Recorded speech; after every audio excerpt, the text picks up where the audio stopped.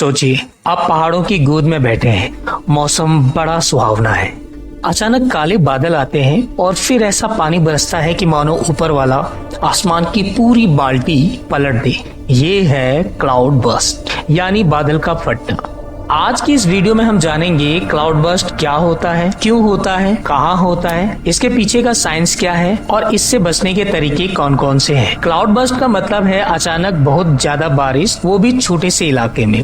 अगर 1 घंटे में 100 मिलीमीटर से ज्यादा बारिश हो जाए तो उसे क्लाउड बर्स्ट कहते हैं। इसे आसान भाषा में समझते हैं। जैसे आपके पास एक पानी से भरी बाल्टी है, धीरे धीरे गिराओगे तो नॉर्मल बारिश, और अचानक से पूरी गिरा दो तो यही है क्लाउड बर्स्ट। अब सवाल ये आता है कि ये होता क्यों है। समुद्र या नदियों से उठी भाप हवा में मिलकर नम हवा बनाती है। जब ये नम हवा पहाड़ों से टकराती है तो उसे मजबूरन ऊपर उठना पड़ता है। ऊपर जाकर तापमान गिरता है, नमी संघनित होकर बादलों में बदल जाती है। बादल जब पानी से बहुत भारी हो जाते हैं और दबाव सह नहीं पाते तो वे फट जाते हैं और फिर मिनटों में पूरा पानी नीचे गिर पड़ता है। क्लाउड बर्स्ट ज्यादातर पहाड़ी इलाकों में होता है क्योंकि यहाँ पहाड़ हवा को रोकते हैं, तापमान अचानक बदलता है और नमी ऊपर उठकर बादल बनाती है। भारत में ये ज्यादा देखने को मिलता है, जैसे जम्मू कश्मीर, लद्दाख, हिमाचल प्रदेश, उत्तर पूर्वी राज्यों में, और आजकल तो दोस्तों उत्तराखंड में सबसे ज्यादा हो रहा है। आपने धराली देखा होगा, और अभी थराली में हुआ है, और बरेत में हुआ है, और रुद्रप्रयाग में हुआ है। तो आप इससे अंदाजा लगा सकते हैं कि ये कितना डरावना है। 2010 में लद्दाख के लेह में भयानक क्लाउड बर्स्ट हुआ था, जिसमें मिनटों में सैकड़ों लोग मारे गए। 2013 में उत्तराखंड की केदारनाथ त्रासदी, ये तो आपको पता होगी, केदारनाथ त्रासदी भी क्लाउड बर्स्ट और भारी बारिश का नतीजा था। जब क्लाउड बर्स्ट होता है तो दोस्तों पहाड़ों से पानी और मलबा इतना तेजी से बहता है कि गांव, खेत, सड़कें सब कुछ बहा ले जाता है। क्लाउड बर्स्ट के असर बहुत खतरनाक होते हैं। अचानक बाढ़ आ जाती है, पहाड़ टूटकर भूस्खलन हो जाता है, सड़कें, पुल और घर बह जाते हैं, खेती बाड़ी और जानवर नष्ट हो जाते हैं, और सबसे बड़ा इंसानों की जान को खतरा। दोस्तों क्लाउड बर्स्ट को रोकना तो हमारे हाथ में नहीं है, लेकिन सावधानी से नुकसान कम किया जा सकता है। तो मैं इसे किचन वाला एग्जाम्पल को देखकर आपको अच्छे से समझाने की कोशिश करता हूँ। मान लीजिए आप किचन में गैस पर खाना बना रहे हैं। गैस की आंच से बर्तन गर्म होता है। बर्तन में रखा पानी धीरे धीरे भाप यानी वाटर वेपर बनने लगता है। पूरा किचन भाप और गर्म हवा से भर जाता है। अब जैसे ही आप किचन से बाहर जाते हैं तो आपको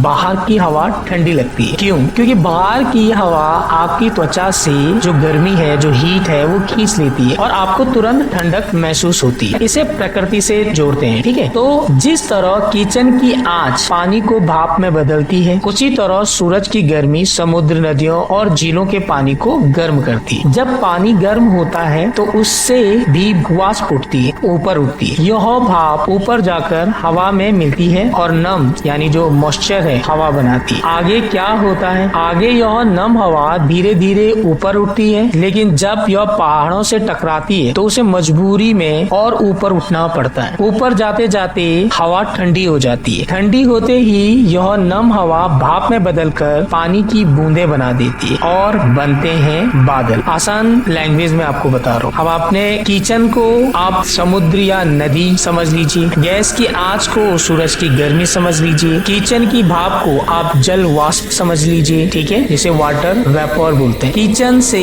बाहर ठंडी हवा को, किचन से बाहर जो ठंडी हवा है वो पहाड़ों की ठंडी हवा है, और जब बहुत सारी भाप जमा हो जाए तो बनते हैं भारी बादल। यानी वही किचन वाली कहानी, बस थोड़ा बड़ा पैमाना है। दोस्तों क्लाउड बर्स्ट को रोकना तो हमारे हाथ में नहीं है, लेकिन सावधानी से नुकसान कम किया जा सकता है। जैसे पहला, मौसम विभाग की चेतावनी को नजरअंदाज ना करें। नदियों और नालों के किनारे घर बनाने से बचें। खतरे के समय तुरंत ऊंचे इलाके में चले जाएं। डिजास्टर मैनेजमेंट की गाइडलाइन हमेशा फॉलो करें। तो दोस्तों क्लाउड बर्स्ट कोई साधारण बारिश नहीं है, बल्कि यह प्रकृति की एक ऐसी ताकत है जो कुछ मिनटों में जिंदगी बदल देती है। अगर हम सावधान रहें और विज्ञान की मदद लें तो इस तबाही से अपनी और दूसरों की जान बचा सकें। तो होप आपको ये वीडियो अच्छा लगा होगा। अगर वीडियो अच्छा लगा है तो आप इसे लाइक और शेयर जरूर कर लीजिएगा और मेरे चैनल को सब्सक्राइब जरूर कीजिएगा। आने वाले टाइम पे मैं आपको इससे भी अच्छी वीडियो शेयर करूंगा। Thank you so much.